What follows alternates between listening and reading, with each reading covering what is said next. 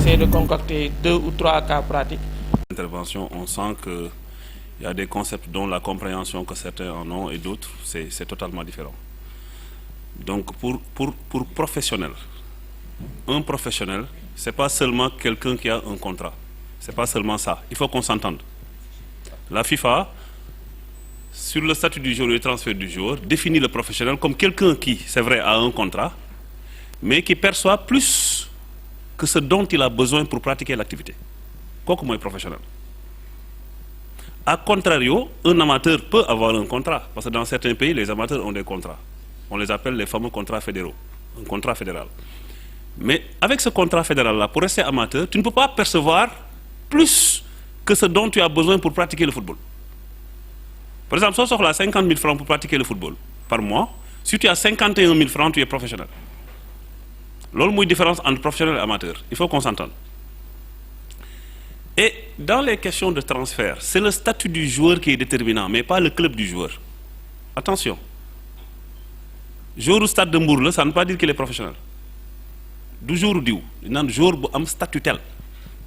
Non, nous avons problème de transfert. Il faut qu'on s'entende sur ça. Il faut qu'on s'entende aussi sur la question du mot transfert. Un transfert, ça suppose club d'origine, excusez-moi, statut d'origine ou statut d'accueil, ben nek ci professionnel. Sinon, il n'y a pas de transfert. C'est un changement de club. Pour qu'il y ait transfert, il faut que dans le statut d'accueil du joueur ou dans son statut d'origine, l'un des deux statuts au moins soit professionnel. Soit fi mu jóge professionnel la fa woon wala fi mu jëm professionnel la fa woon wala ñaar yëpp professionnel la fa loolu mooy transfert mais su fekkee amateur vers amateur la c'est pas transfert c'est changement de club. Alpha est revenu tout de suite sur demande de situation, demande de CIT. Demande de situation, on l'a fait pour un joueur qui est réputé n'avoir pas été enregistré dans son association d'origine. Un Guinéen qui vient à Guédiawaye, les gens de Guédiawaye lui demandent, il dit je n'ai jamais, pas joué, hein, je n'ai jamais signé de licence dans mon pays. C'est demande de situation du joueur. Maintenant, s'il déclare lui avoir une fois au moins signé dans son pays, c'est demande de CIT. C'est ça la différence. Je n'ai jamais joué, demande de situation du joueur. Je n'ai jamais signé, demande de situation. J'ai signé une fois, demande de CIT. La demande est toujours accompagnée, comme l'a dit Alpha tout de suite, d'un document d'identification valable. Si c'est un joueur extra-communautaire, c'est-à-dire un joueur qui n'est pas dans l'espace CEDEAO, carte d'identité du Diallo, il faut qu'on soit clair. Passeport. C'est dans l'espace CEDEAO et dans peut-être certains pays qui sont assimilés CEDEAO comme le Maroc, où on voyage avec la pièce d'identité. Mais sinon, on voyage avec le passeport. Ce qu'il faut nous déposer, mon passeport. Donc, ce n'est pas admis. Il faut que ce soit un communautaire. Ensuite, si on parle de formation du joueur, c'est la période entre plus de 12 et 23. Sur les nerfs, on inclut ce qu'on appelle la préfo, la préformation. C'est valable parce que les Pape Malik donne la contribution de solidarité. Gars, il y a une nuance très très importante qui nous donne 10 000 contentieux inutiles. Vous savez, bonne nuance là. Contribution de solidarité.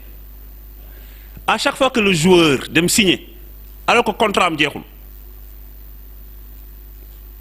quel que soit son âge, même si le joueur signe un nouveau contrat à 35 ans, CDS, les mécanismes de solidarité, la contribution de solidarité, c'est payable. Même si le joueur a 34 ans au moment de sa signature. Mais ne seront payés que les années de licence d'avant 23 ans. C'est-à-dire ce joueur-là qui a signé à 34 ans, là où il est passé quand il avait 27, 28, 29, 30 ans, c'est ça la nuance qu'il faut saisir. Ni lal moy fi mu jaar avant 23 ans parce que may bañ ngeen japp ni un joueur qui signe un contrat à 24 ans n'a pas droit à des CDS. Il a droit. Les 5% là, club bi da ci laal. Mais club bi mu nekkon bi muy am 24 ans, bay signé club bobu du laal. Suy laal peut-être année yi jitu 24 ans il est là. Il faut que ce soit très clair. Un transfert libre, il n'y a pas d'indemnité. Il n'y a pas d'indemnité à moule. Il n'y a rien. Le jour il part, il se casse.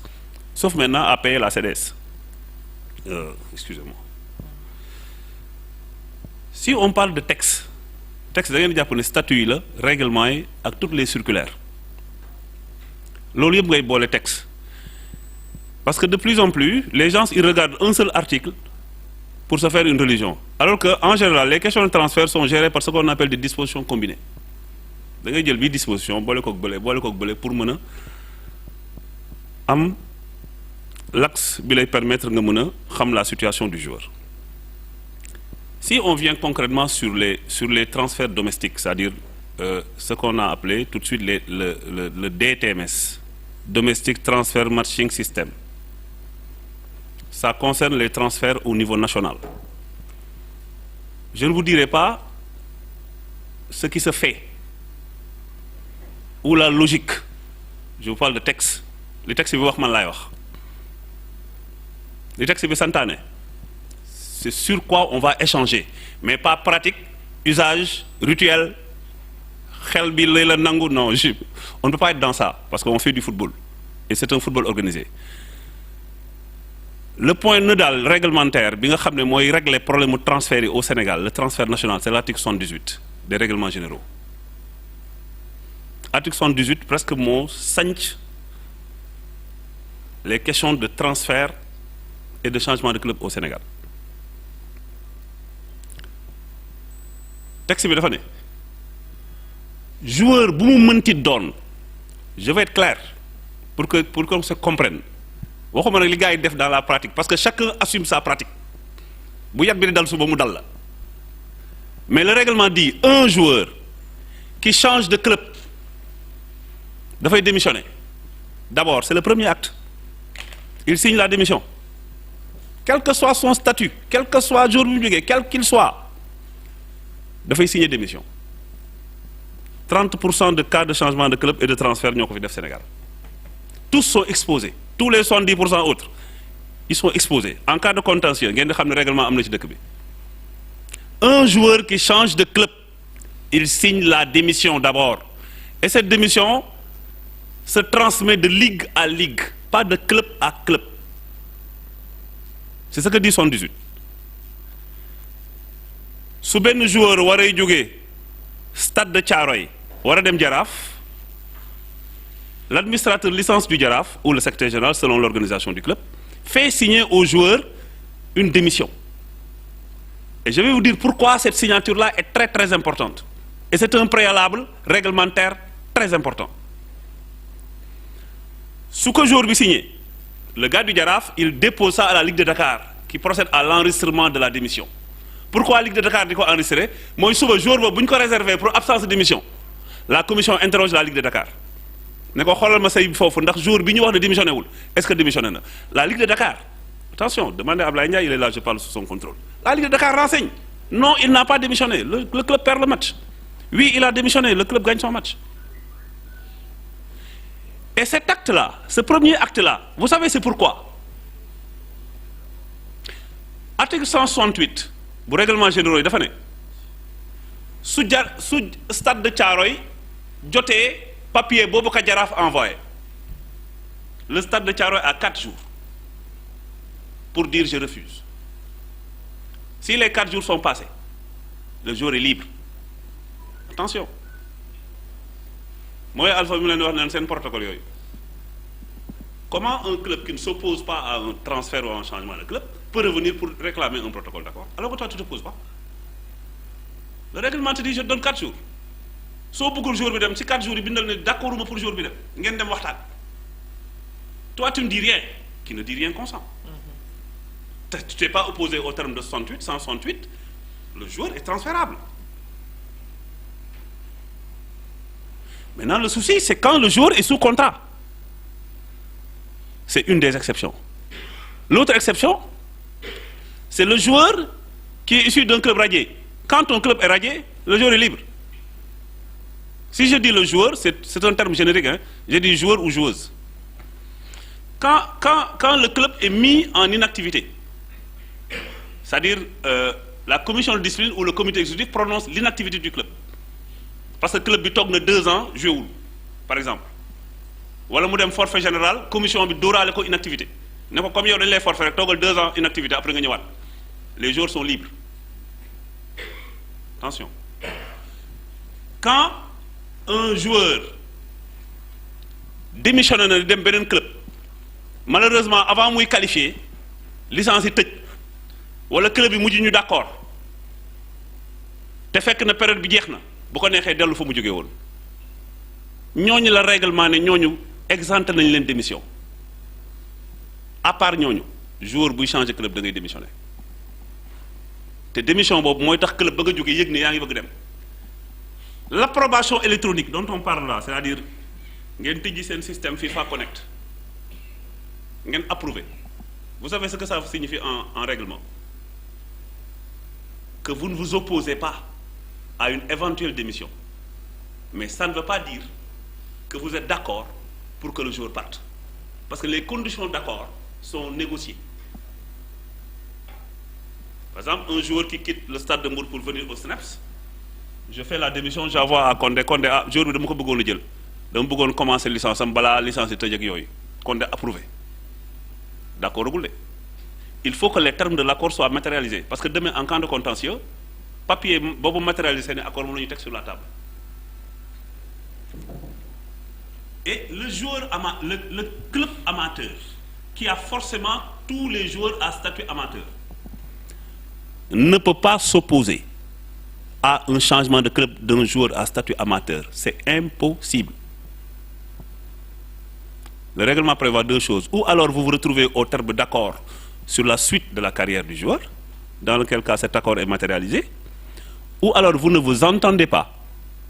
Le club à statut professionnel, utilisant le joueur à statut professionnel, saisit le département juridique de la Fédération sénégalaise de football, qui procède à l'application des dispositions de l'article 4 de l'annexe 3 des statuts du statut du joueur et du transfert du joueur.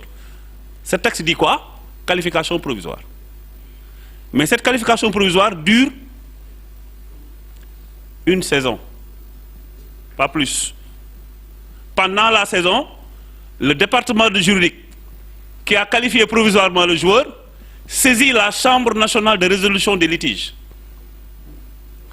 Et c'est la Chambre de résolution des litiges qui procède, entre autres décisions, à la fixation du montant de l'indemnité.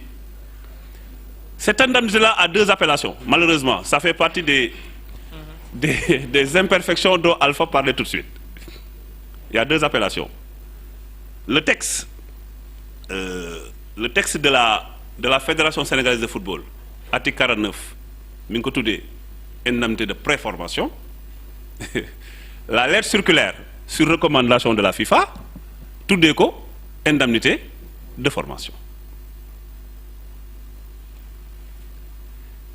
tel mooy li ñu doon wax sànq Alpha junj na ko, c'est une imperfection du règlement qui peut, en cas de contentieux, porter préjudice au club amateur. Mais puisque les amateurs ne sont pas notre public cible, je ne vais pas développer dans ce sens. Mais chez les pros, payer l'indemnité de formation ou de préformation, c'est selon l'appellation. Bi nga xam ne la commission, la Chambre nationale de résolution des litiges moo koy fixé, montant plancher 150 000, montant plafond 600 000 au prorata. Maintenant, il y a une imperfection aussi. Parce que autant l'article 49 parle des clubs où le joueur est passé, la circulaire parle du dernier club. Il y a problème. Par exemple, un joueur qui est passé par Stade de Thiaroye, Avenir de Dakar, Africa Foot, Inter de Dakar et qui a signé au Jaraaf. Inter de Dakar étant dernier club, recevant la démission venant du Jaraaf, s'oppose.